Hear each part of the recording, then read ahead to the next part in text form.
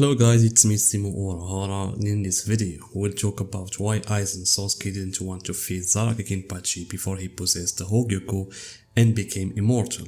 This is according to what was stated in the novel Spirits Are Forever With You, when Aizen Sasuke spoke to Asashiro Soya about this topic. And for those who follow my videos, in the last video I talked about why Kyoraku's Bankai wouldn't be able to defeat Zaraki Kenpachi, and among the side points that I talked about was what was mentioned in that novel about Aizen avoiding fighting Zaraki. So I said I would devote a special video about that topic, and by that we can talk about this matter in detail. So the first thing I want to talk about is about the novel itself. Is it canon or not? And as far as I know, there is no clear statement by Kobo about this matter. I didn't find any statement by Kobo where he says that the novel is canon or not canon. However, there is a postscript of Kobo that is found in the same novel. But unfortunately, unlike Can't Fear Your Own Word, there is no official translation of the novel where we can read it.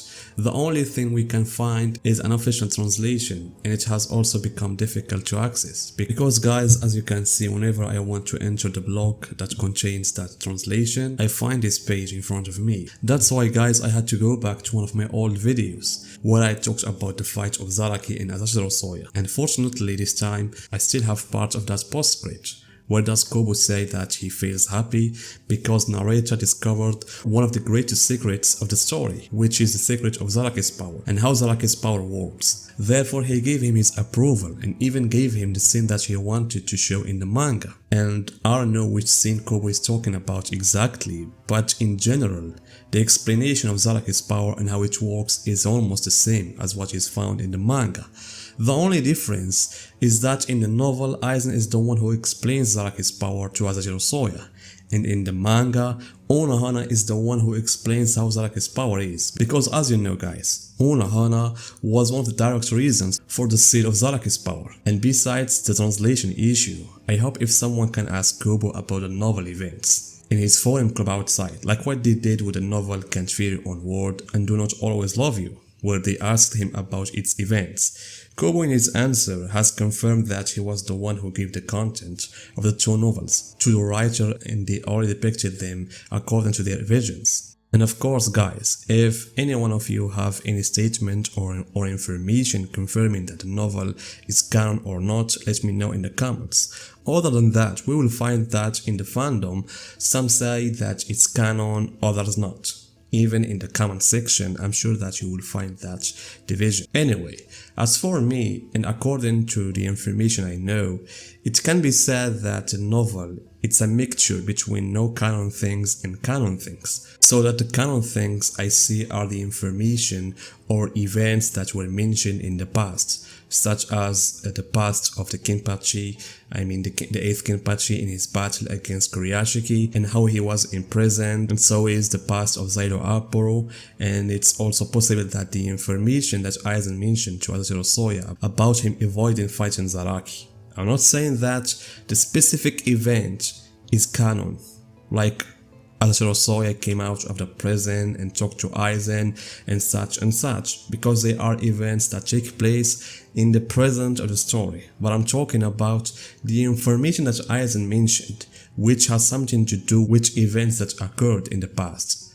What I mean here is like kidnapping Orihime, luring the captains, and imprisoning them inside Wikomondo, so that Aizen Sasuke considered this matter to be one of the greatest benefits of that move. And the two characters that he didn't want to fight before he obtained the Hogyoku were Yamamoto and Zaraki Kenpachi. That's why guys, in this video, I will discuss these points from the perspective of the novel, away from the issue of whether it is canon or not canon. So guys, let's get to the heart of the matter.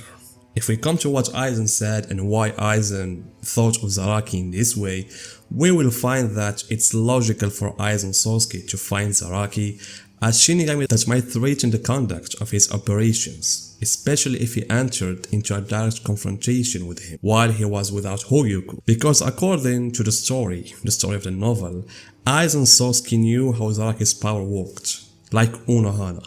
Aizen Sasuke knew that the power with which Zaraki used to fight his opponents in the past didn't reflect his true level.